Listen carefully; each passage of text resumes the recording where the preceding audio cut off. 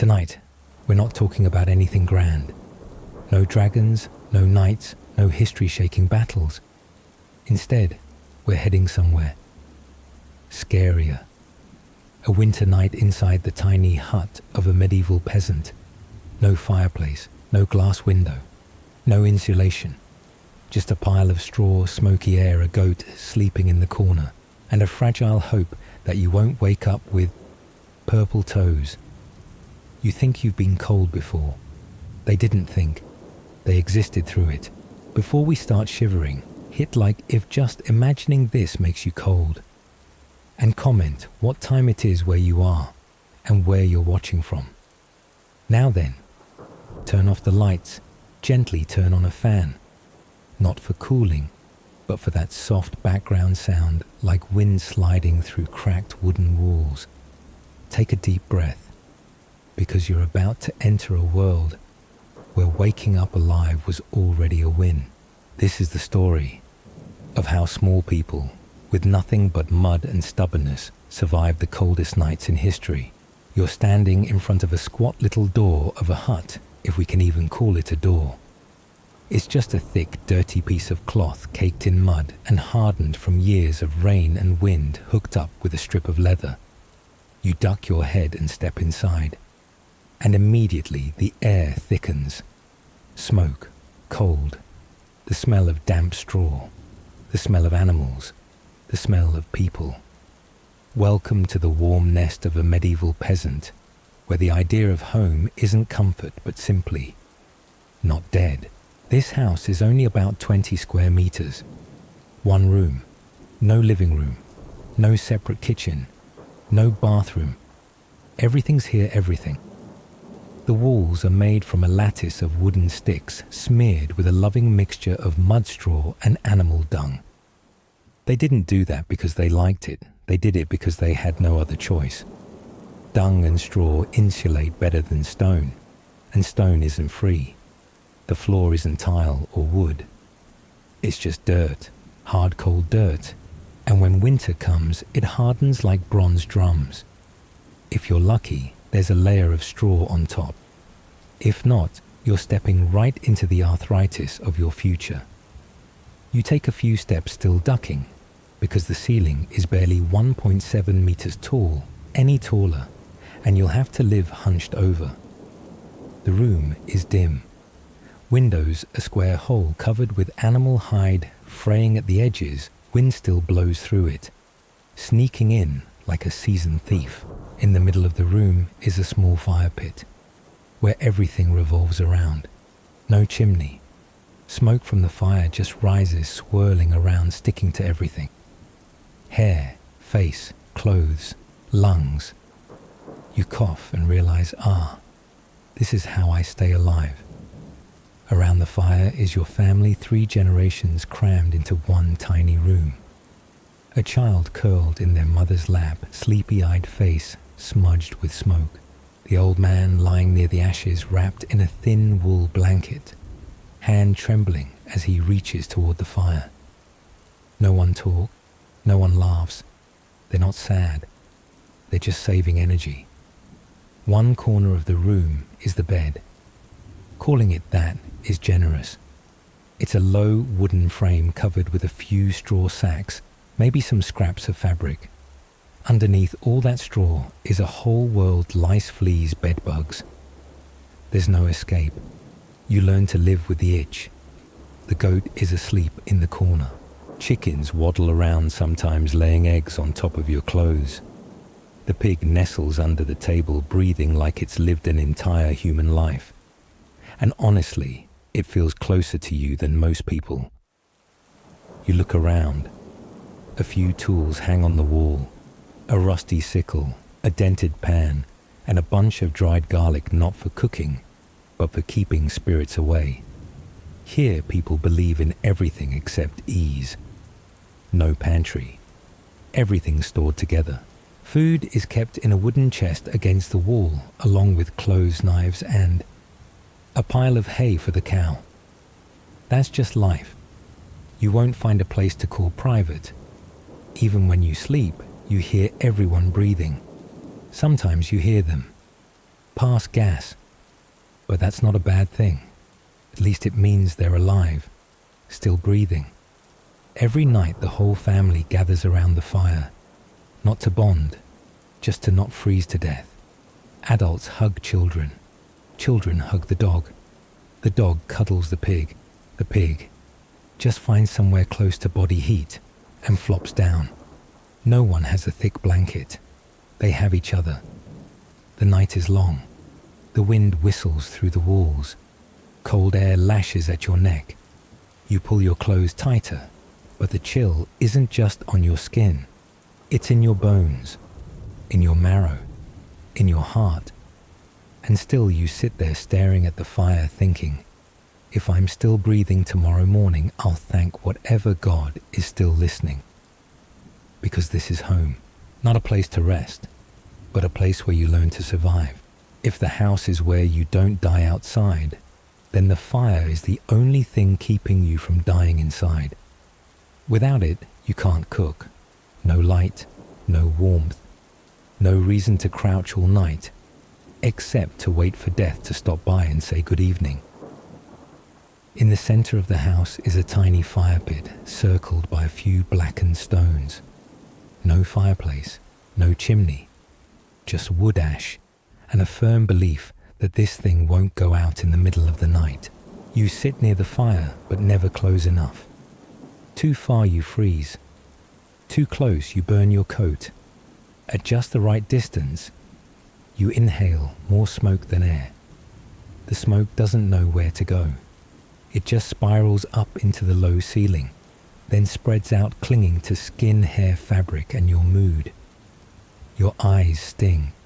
Your lungs wheeze like rusty bellows. You cough, and so does Grandma. Even the chicken coughs in its own way. And now comes the most important part, keeping the fire alive through the night. You don't have matches, no lighter. No, can I borrow a spark, bro? If the fire goes out, you'll be banging flint against steel in the freezing dark at 3 a.m., with hands shaking like a sewing machine, praying the spark doesn't land on your foot. So people use a technique called banking the fire, not saving in the bank, but burying embers under ash to keep the heat smoldering till morning. It's like putting a baby dragon to sleep, and if you do it wrong, it dies, and so do you. How to do it? First, gather the burned wood into a tight pile. Then bury it under a thick layer of ash like you're tucking in a fragile soul. Pray, and go to bed. Next morning, if you dig it up and see even a faint red glow in the ashes, you've won. Not a game. Life. But if you mess up, if wind sneaks through the wall crack, if the ash is too wet, if the goat accidentally kicks the pit, if you fall asleep and forget. Sorry, you're starting from scratch in the dark while your fingers are freezing like popsicles. The fire isn't just energy, it's rhythm. It keeps water from freezing in the pot. It turns your cold breakfast into something less humiliating. It lets you believe there's still a tomorrow worth waking up for. And you learn strange lessons. Too big a fire burns all the wood in an hour. Too small. Everyone coughs like a choir. Off center. Smoke straight into the baby's face. Just right. Don't touch it. Thank the gods and walk away. Everyone in the house has a job. Mom watches the pot. Dad watches the coals. The kids watch. Their dreams. And the elders mumble stories not for fun, but to forget that cold is leaking into every joint. Sometimes you don't sleep, not because of insomnia, because you have to wake up every few hours to check if the fire's still glowing. No clock, just that eerie feeling that if you fall into deep sleep, you won't wake up again. The fire doesn't speak, but it lives. It breathes with you. It crackles in wind. It hisses when wet, and it goes dead silent when dying. You don't love the fire. You depend on it. It's the only thing standing between you and the eternal winter.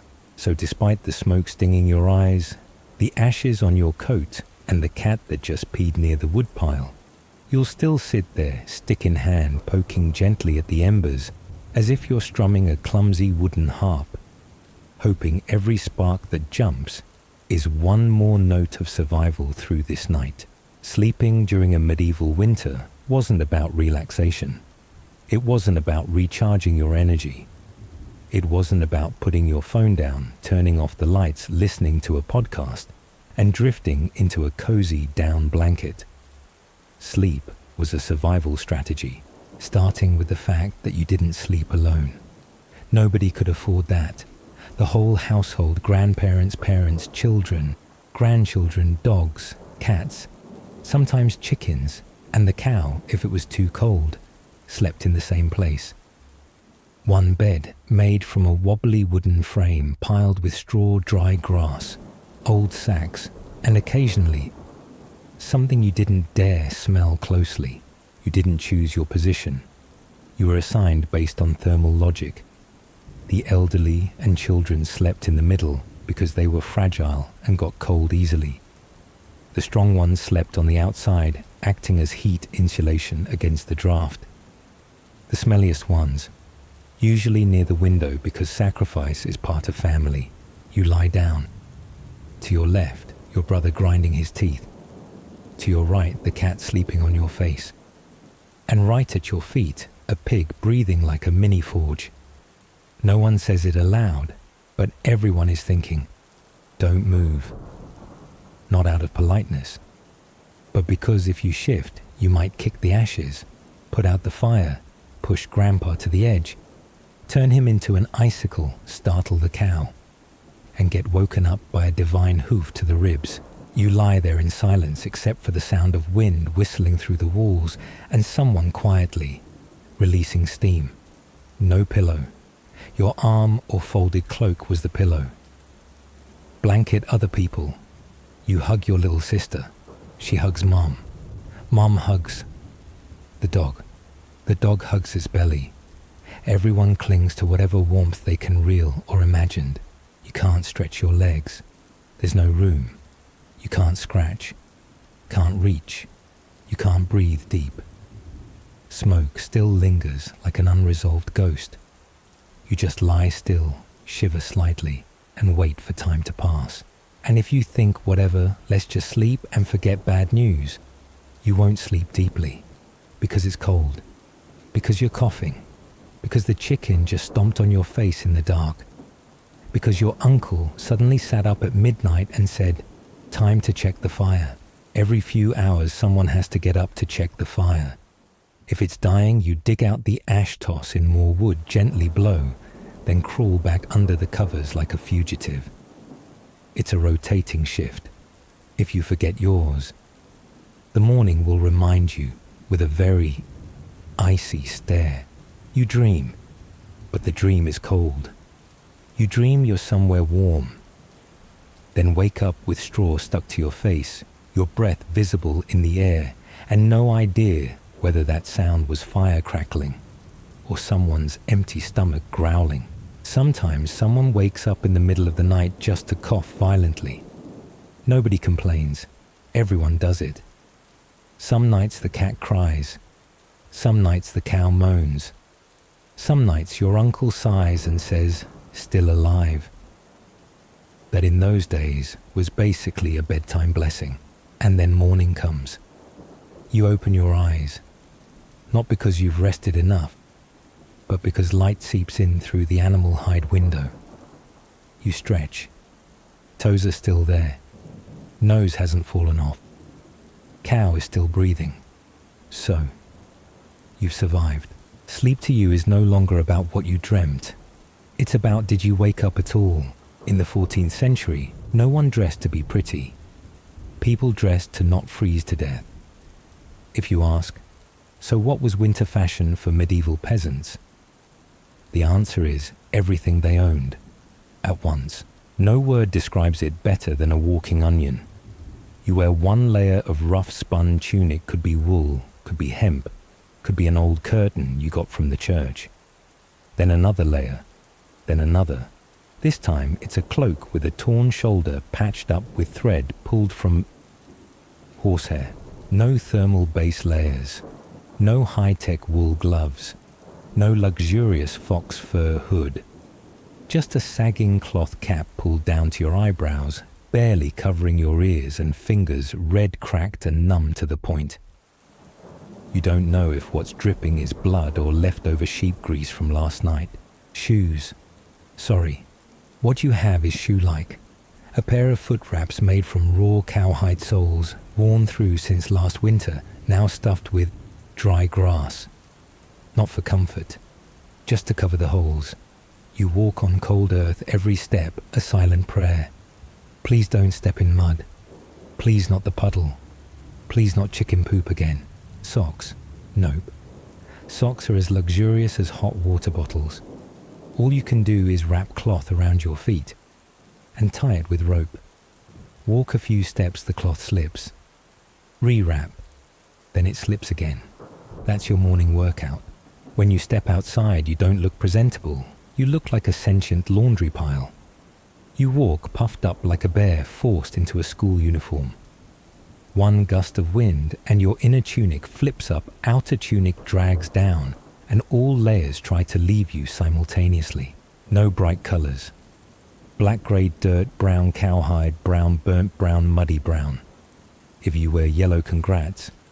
You're a dyer, or you fell into the turmeric vat yesterday, and you still shiver. Even wearing 5 layers of tunics, 3 layers of hoods, hands stuffed in your stomach feet, stepping on each other like a cat curling up, you still shiver.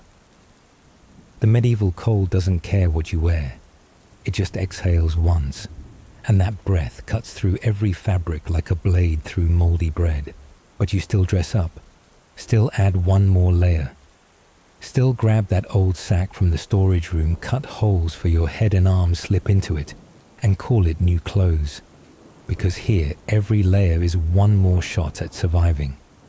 Even if it's ugly, even if it stinks, even if it scratches, even if it weighs as much as a baby sheep. And you learn one thing: fashion won't save you. Desperation with a plan will. Let's start with the winter MVP dish, pottage, also known as the never-ending soup. Not because it's delicious, but because it never gets thrown out. Pottage is a big pot of stew cooked in a black iron cauldron hanging over the fire. Day 1, you cook it with barley turnips, a few onions, maybe a pinch of salt if your household is rich. Day 2, you add water toss in some leftover vegetables. Day 3, add more water. Day 4, still the same pot. Day 5, you begin questioning your life. It's not quite soup, not quite porridge, not quite food. More like an edible timeline, with each spoonful a new memory from yesterday, the day before, and the root you picked up at lunch. Second dish, bread. Not baguette-style crusty joy, but dark bread, heavy, hard, and if thrown right, can cause physical injury. Made from barley or wheat ground on stone mills. And stone leaves stones, so your bread can literally sand down your front teeth if you're not careful. You dip the bread into the pottage, not for flavor, but to soften it. Because if not, you can't chew. And if you can't chew, you can't swallow. And if you can't swallow, you'll die. Not from hunger, but from choking.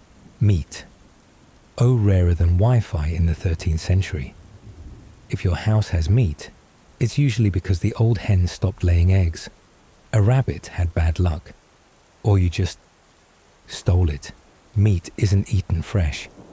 It's boiled into oblivion until it's unrecognizable. Just a chewy, salty string with the flavor of been around too long. No plates, no personal spoons. Just one big wooden bowl for the whole family, and a spoon made of hornwood or your bare hand, depending on the day. Everyone sits by the fire, passing the bowl around. Fast eaters win, slow ones wait for morning. Seasoning cute. Salt is treasure. Pepper is a fantasy. You season with hope. Most common flavors: smoke ash and probably turnip. Drinks: maybe weak beer because, well, water isn't safe, and boiling costs wood. Beer is homebrewed flat, not cold, not tasty. Kids drink it too because simply it kills you slower than water. Sometimes you see eggs or cheese, but that's for special occasions, like Christmas, or when the hen gets too lazy and someone says, "She's better in the pot," and so you eat, sitting by the fire, face smudged with smoke, hands shaking from cold, one hand holding bread as hard as roof tile, the other holding an empty spoon, hoping today the soup has something new. Meals don't last long. No conversations, no dessert, just the sound of slow chewing and wind whistling through the wall. And if you go to sleep that night not feeling hungry, congrats, today was a good day. Morning in a medieval village doesn't start with an alarm clock. It starts with a chicken stepping on your face. You open your eyes. The ceiling's still low. The fire's burned out. The air is thick with old smoke and musty body heat. You haven't left the bed, but you already feel the cold truth. Are my toes still attached? You lift the blanket, or rather the layer of straw sacks and people, and look down. Your toes are purplish, skin wrinkled like soaked prunes, but they're still there, so today's a lucky day. You slowly sit up, touch your face, Ash's sticky hair-tangled beard. Next to you, Dad's snoring, Mum's already up, restarting the fire, and the cat's chewing something under the bed. Morning wind slides in through the walls like it's got its own schedule. You shiver, not because you're not dressed, but because you live in a person-shaped freezer. You step onto the floor, no shoes, barefoot, cold like a stone slab pressed against your soul. Last night's mud is still damp, straw's gone mouldy, and you think to yourself silently, I wish I were a chicken. Then you begin the day. No brushing teeth, no washing face. You just dip your hands in a pot of cold ash water, the same pot used for cooking floor mopping, and now, light cleansing. Face washed, you're awake, not refreshed. Just shocked because the water is cold enough to make your brain shrink for a second. You look outside. Last night's snow hasn't melted. The yard's a mix of goat prints, chicken droppings, and something that doesn't look like hope. You grab the cloak hanging by the door, cold as a mummy. Throw it over yourself. Shiver. Deep breath. Let's go. Because you're a peasant. You don't get days off. No snooze button. No excuse to sleep 5 more minutes. Only fields waiting to be ploughed, firewood to chop, water to haul, and winter ready to beat you down. You step out of the house. The sun's up, barely. It doesn't warm you. It just watches you suffer. Wind bites. Snow crunches underfoot. Your hands are already numb. You grab the hoe, sling on the basket, lower your head, and walk. Behind you, the house still stands, hunched, crooked, smoke rising like a weary sigh. Inside, the fire begins to burn again. The chicken clucks. The cat goes back to sleep. And you're about to face another day. Not to live, but to make it back to that bed tonight. When night falls again, snow begins to drop, and you return to that pile of old straw, dying embers, and the pig snoring at your feet. Maybe you'll ask yourself, how did they endure this every day, every night, every winter, with no end? The answer is simple, because they had no other choice. And because among all the lack, the pain, the hunger, and the biting cold, there was still something, small but unbreakable. Faith, not faith in an almighty God or a glorious future, but the most basic kind of faith, that if you burn enough wood, eat every drop of soup, hug your loved ones just a little tighter, keep those embers alive through the night, then you'll make it to morning. That's it. No more than that. Just a hope for one more dawn to start over. You won't find them writing diaries. No one recorded every hard night. They didn't have time for that. They just lived, quietly, silently. and steady as straw pressed to frozen ground day after day. None of them thought they were heroes. They didn't know that centuries later someone would sit beside a screen, listening to their story just to fall asleep. But now you know, and you remember. So if you're lying in a warm room, soft blanket, good mattress, maybe a cup of tea nearby, and a cat that doesn't step on your face at 2 a.m., close your eyes, breathe slow, and know this: you're sleeping for a lot of people who never truly did. Sleep well. May the weary parts of you rest too. And if you wake tomorrow not shivering, not chewing on stone bread, then smile. You just made it through a winter's night without having to share heat with a pig. Outro. A gentle ending for a quiet night. So you've just lived through a winter night with a medieval peasant. No electricity, no cozy blankets, no excess hope, just straw dying embers, and the will of human beings, the kind history doesn't record, but sleep always remembers. If you're still awake at this point, maybe you're an insomniac. Maybe you need a story to help you forget the present. Or maybe you're just looking for that small but deep feeling, the sense of having survived one more long day. Right now outside might be rainy cold or strangely quiet, but inside you there's a soft crackling fire, gentle, flickering, not to warm you, but to remind you, you made it through today, and you're still here. No need to be great, no need to be legendary. Just wake up tomorrow with a slow heartbeat and one warm breath. Sleep.